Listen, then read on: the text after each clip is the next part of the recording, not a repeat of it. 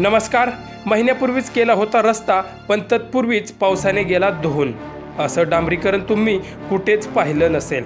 सविस्तर बातमी पुढे पाहण्याआधी तुम्ही आपल्या चॅनलवरती नवीन असाल तर आपला RJ मराठी न्यूज चॅनल जरूर सबस्क्राईब करून घ्या. अलीकडेच लोकसभा निवडणुका झाल्या, सरकारही स्थापन झालं.